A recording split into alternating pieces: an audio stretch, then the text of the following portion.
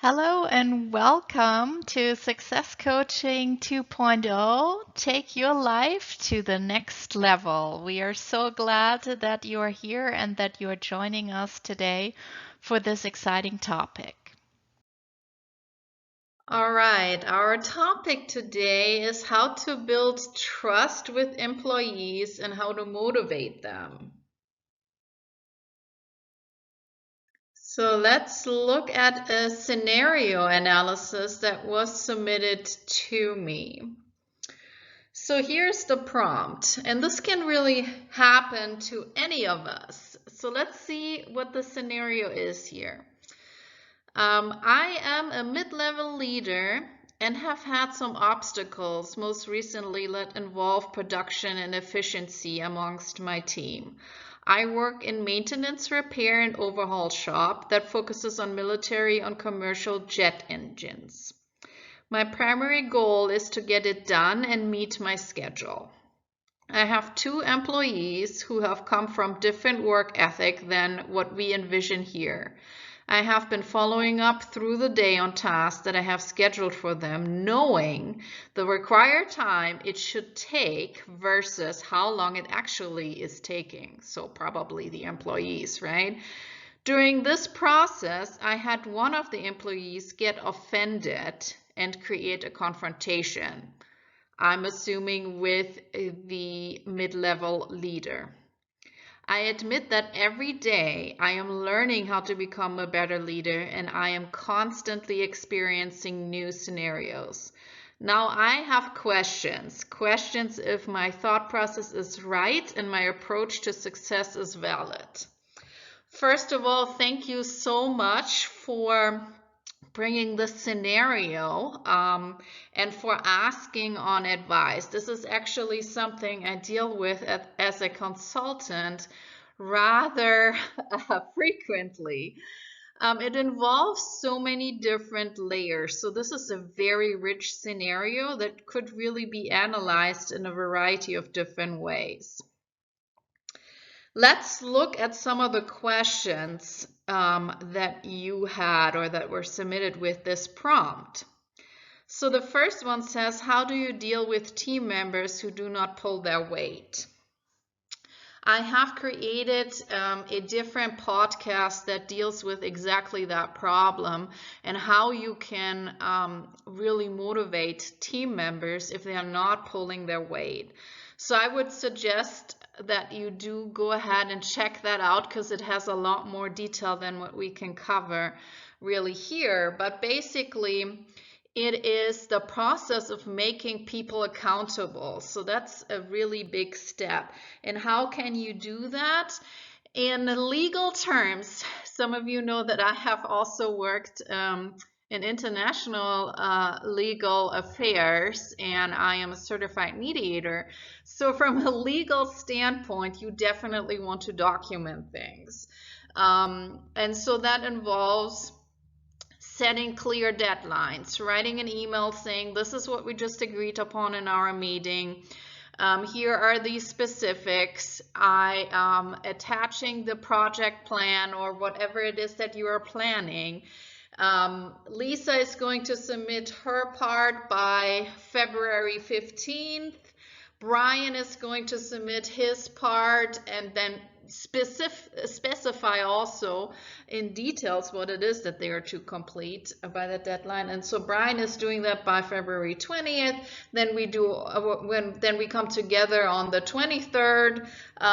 We brainstorm if this process is correct. Then we create our presentation by this and this date. You get the point. So verbalizing all of this in an email and sending it to everyone that is involved in that group project, for instance, or on that team.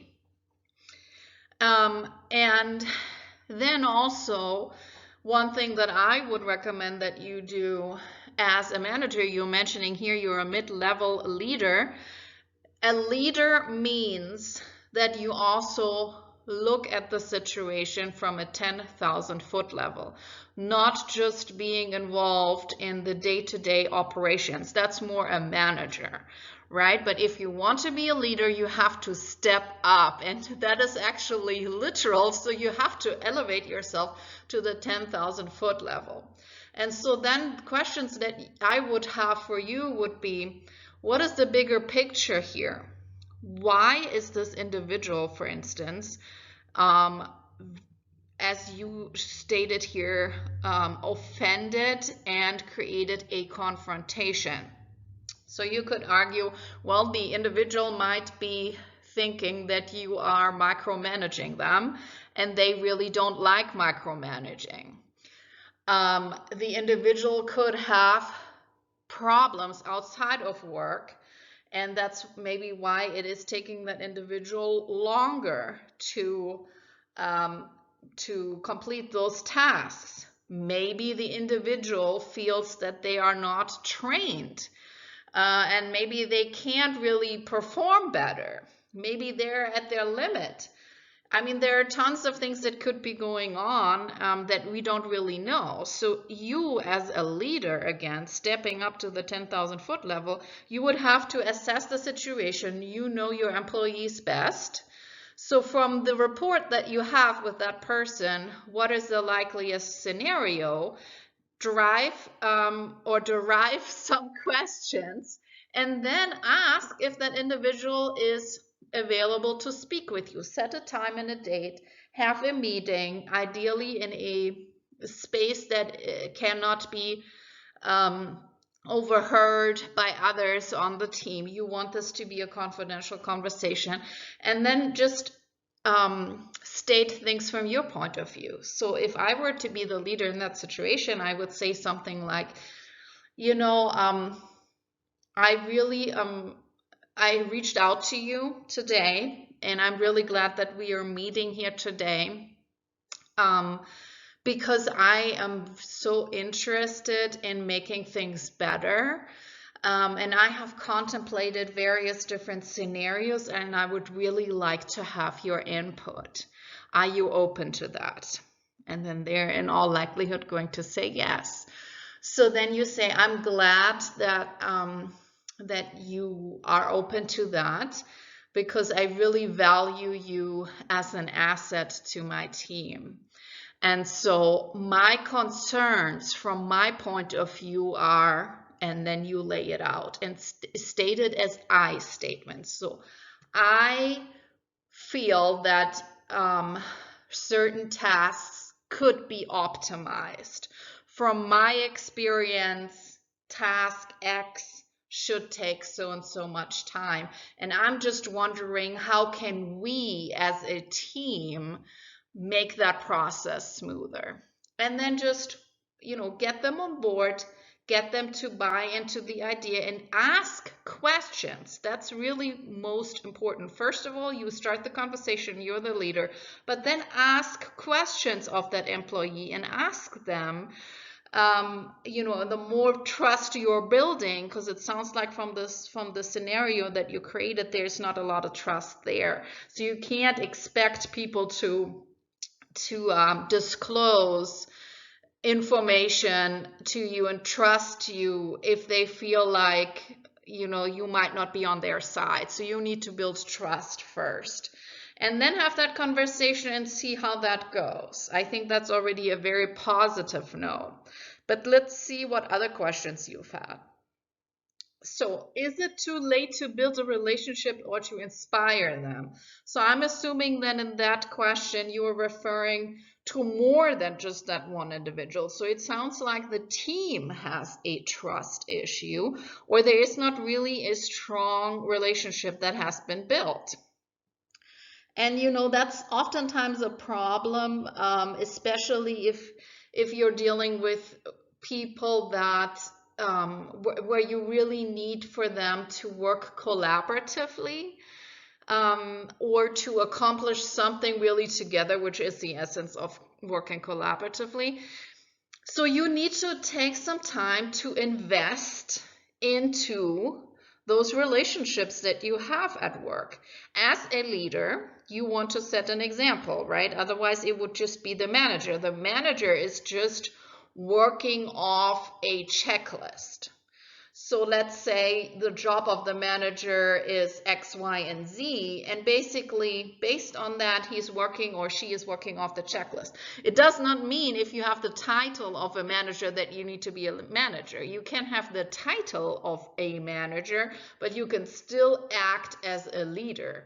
The same holds true for somebody that is not even in a leadership role or a managerial role, and they can still act as a leader and have impeccable communication skills, team building skills, are very reliable, trustworthy, and inspire others.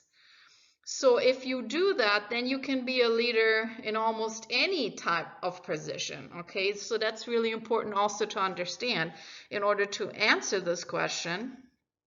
But I would say, from my experience, it is almost never too late to build relationships or to inspire others. It sounds like the morale is very low.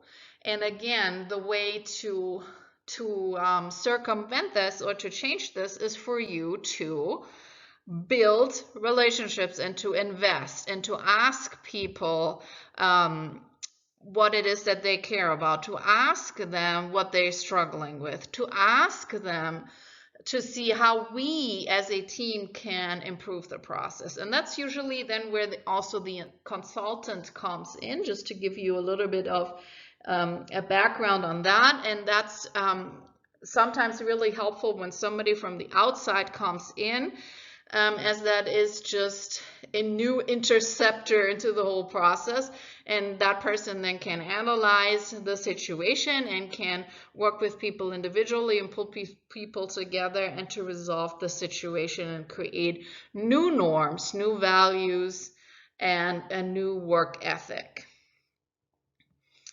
So then the next question says, where do you divide the line between focus on success and focus on employees? That is an excellent question, as this is a really excellent scenario as well.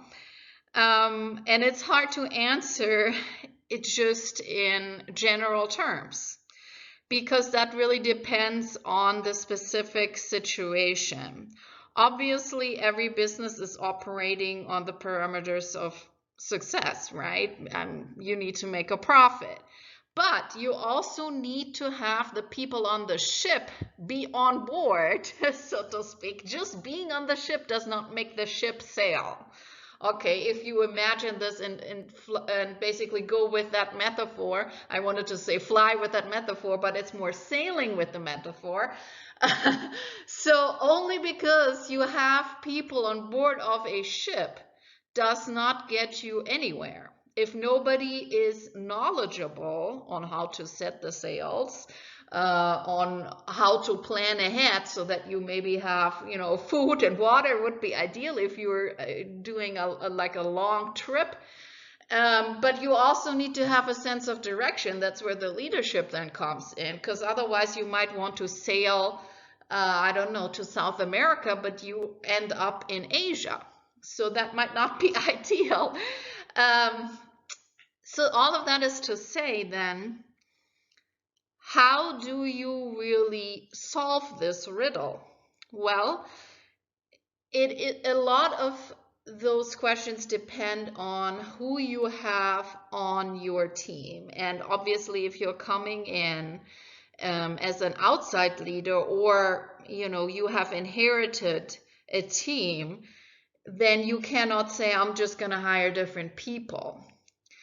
I want to say, for you and your career in general, be very mindful of who you put where, because this could also be an issue of, maybe you mentioned that you have like a couple of employees that are in need to work together. Maybe those employees don't get along, and maybe they have some kind of fight going on, and that is a toxic environment.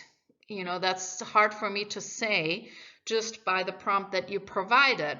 But there might be something bigger going on, and sometimes you can have the most qualified employees in a position that they, under normal circumstances, could fulfill perfectly. But because there are other obstacles, like the work environment is toxic, or they are being bullied, or other factors on the team are not allowing them to thrive, then they are also not doing well in their jobs. So you would have to look at how are those two employees, how were they performing prior to now? Has something changed? Maybe they were paired with another team and then they were performing well, or maybe they were on separate teams and now they are working together, and that might not work out. So maybe you would be able to move things around if that were to be the case and they just can't really work well together, and then they would work very well. So that could be an issue. It could be just that they feel overwhelmed, as I said before, or that they have other things going on outside of work. And obviously you're not responsible for that, but you as a leader and envisioning really what is going on and where you'd like for things to be, you would need to take that into consideration. So all of those questions you would have to ask and to find out. So, and then this scenario that was submitted says at the end, finding the right balance is the key driver to success. And that is true. The balance between what you want to accomplish, so your goals, what you defined as success, and then the focus on employees, right? And creating a fruitful, inclusive, trustworthy climate. Okay. So that is my analysis on this scenario. But all of you that are watching, I would like for you to chime in and to maybe add some comments from your own experience of what could be resolved here. Obviously, there are a lot of more different layers, and I would also want to know, yes, analyzing how much time you spend on one task is really important, but then it's also about how you go and approach that employee so that they don't feel threatened. And obviously here in this scenario, this particular employee felt threatened, or as you said, offended, and then created a confrontation. You want to avoid that in the workplace. And so there are certain strategies, especially from the area of negotiations and mediations that I do on a daily basis that are very helpful in trying to de-escalate those kinds of conversations. And so I hope that my tips and tricks were helpful, but I'm really looking forward to seeing what everyone else is thinking and all the great insights that everyone else has.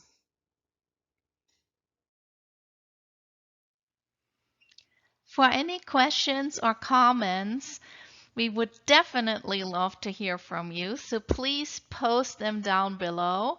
If you do have any recommendations for new topics, or you would really like to learn more about a specific topic, please post that down below too, so that we can create this content for you.